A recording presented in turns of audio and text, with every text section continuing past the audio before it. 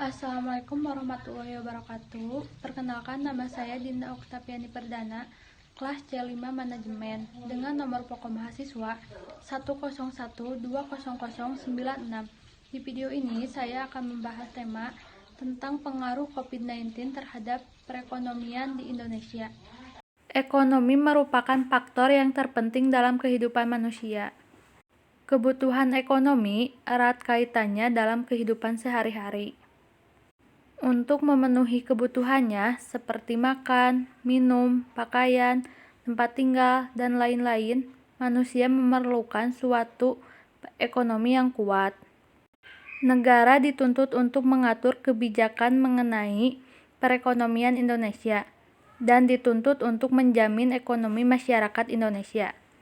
Dikarenakan faktor ekonomi merupakan faktor yang sangat penting dalam kehidupan manusia. Selain ekonomi merupakan faktor terpenting dalam kehidupan manusia, faktor ekonomi tersebut juga merupakan faktor pendukung pembangunan nasional. Dikarenakan pertumbuhan ekonomi sebuah negara yang baik dapat meningkat sebuah pembangunan nasional. Sejak awal tahun 2020, tepatnya pada bulan Maret, Indonesia dihebohkan oleh salah satu fenomena yaitu pandemi COVID-19. Penyebaran dan peningkatan jumlah kasus COVID-19 terjadi dengan waktu yang sangat cepat dan berdampak pada penurunan perekonomian di Indonesia. Dampak pandemi COVID-19 terhadap sektor ekonomi di Indonesia diantaranya terjadinya PHK besar-besaran, banyak karyawan yang dirumahkan, dan banyak perusahaan yang terancam bangkrut. Jika pandemi ini berlangsung lama, kemungkinan besar jumlah tersebut akan terus bertambah.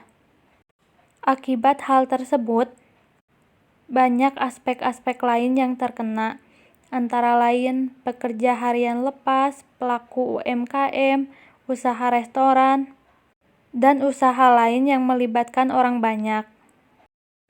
Dampak yang kedua yaitu terjadinya penurunan PMI Manufaktur Indonesia mencapai 45,3% pada Maret 2020.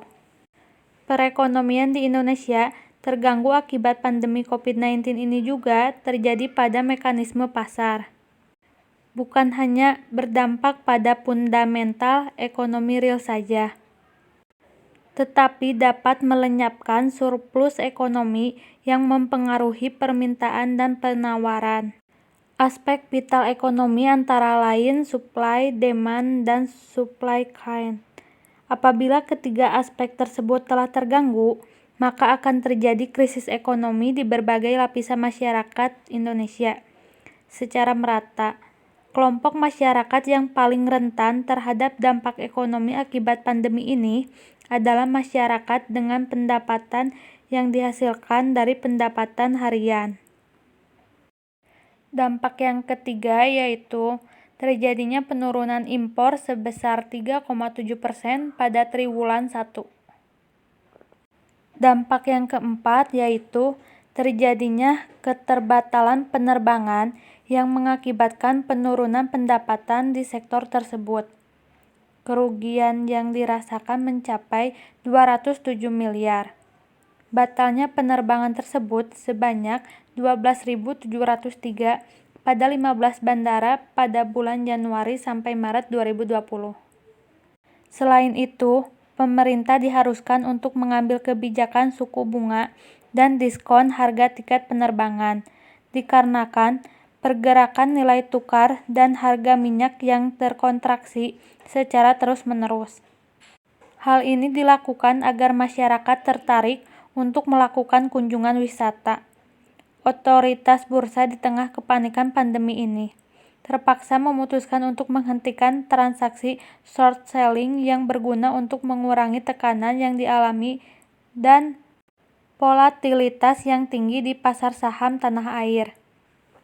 Dampak yang kelima yaitu pada 6.000 hotel telah terjadi penurunan penempatan hingga mencapai 50%. Hal tersebut bisa mengakibatkan kehilangan devisa pariwisata. Dapat terlihat pada sektor pariwisata yaitu hotel, restoran, maupun pengusaha retail. Hotel mengalami penurunan okupansi hingga 40%. Wisatawan yang sepi juga berdampak pada rumah makan dan restoran sekitar yang konsumen biasanya adalah wisatawan tersebut. Sektor pariwisata yang lemah juga berdampak pada industri retail. Daerah yang berdampak pada sektor retail antara lain yaitu Jakarta, Manado, Bali, Kepulauan Riau, Bangka Belitung, dan Medan. Sekian video yang dapat saya sampaikan. Terima kasih.